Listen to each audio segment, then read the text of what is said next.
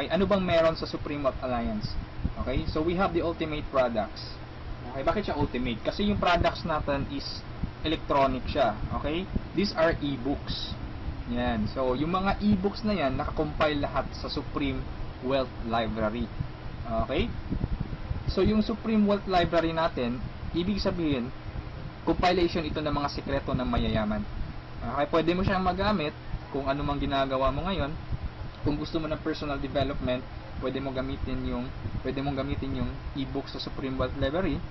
Or kung gusto mo ng ideas kung paano mo ipopromote yung business mo, pwede mong gamitin yung e-books din sa loob ng library. Okay? Ano pa bang ibang products ang nakapaloob sa library natin? So meron tayong e-books, meron tayong videos and audios. Okay? So nag-login ako sa website natin, tapos nakita ko yung Supreme Wealth Library. So meron tayong more than 350 na products doon sa loob. Okay, downloadable yun siya. Okay, pwede mong magamit. Now, to give you a simple idea or just a sneak peek of those products, okay, kung ano ba yung nasa loob ng Supreme Wealth Library natin, nakapaloob doon are some of the popular e-books worldwide, no? Kagaya ng The Master Key System, Think and Grow Rich, no? At iba pa. So, these are some of those e-books, no? Marami pa sa loob. And then, meron din tayong social network marketing. Paano mo ba i-promote ng tama yung business mo sa mga social networking sites, kagaya ng Facebook, okay, kagaya ng Twitter, okay? And paano ka ba mag-create ng fan page na napaka-effective? Okay, ano ba yung mga sikreto doon? Okay, so ilan lamang ito sa mga e-books na nakapaloob sa library natin.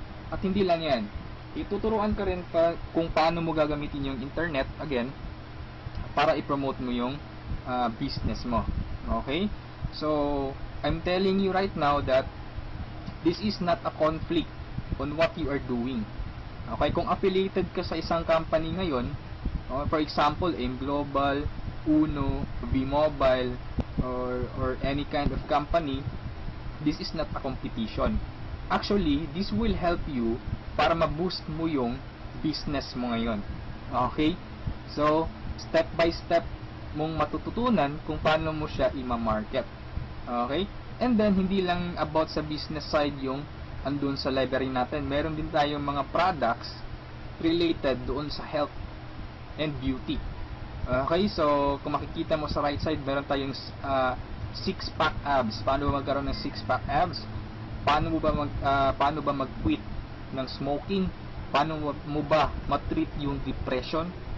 Okay, kung may hobby ka na cooking, okay, pwede mong pag-aralan mga e-books na to about cooking.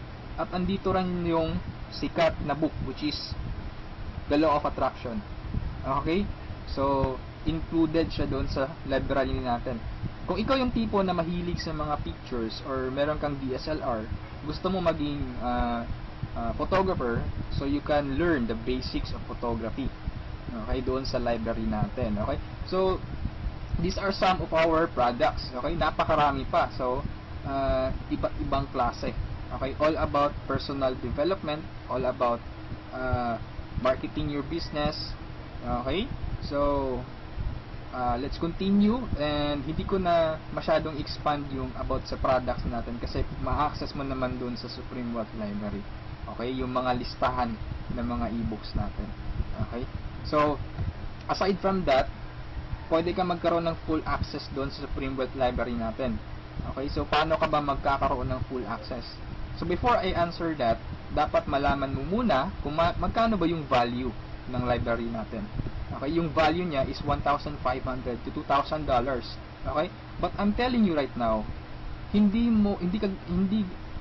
yan ang amount na babayaran mo to have a full access kasi napakalaking pera niyan. Okay? So you only have to pay, no, a one-time payment of $55. Okay, this is one-time payment, walang monthly renewal, walang yearly renewal.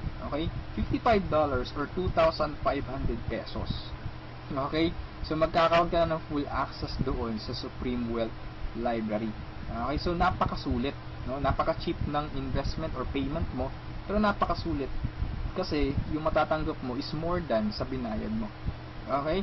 So, aside from that, since ma-access mo yung Supreme Wealth Library, so pwede mong mabenta yung mga e-books na nakapaloob sa library natin because you will have the resale rights. Okay? Pwede mong ibenta from $1 to $20 each. Okay? Pero this is only optional. Okay? Hindi ka obliged na ibenta yung mga e-books na yon. Pwede mo siyang gamitin for personal use. Okay? For personal development.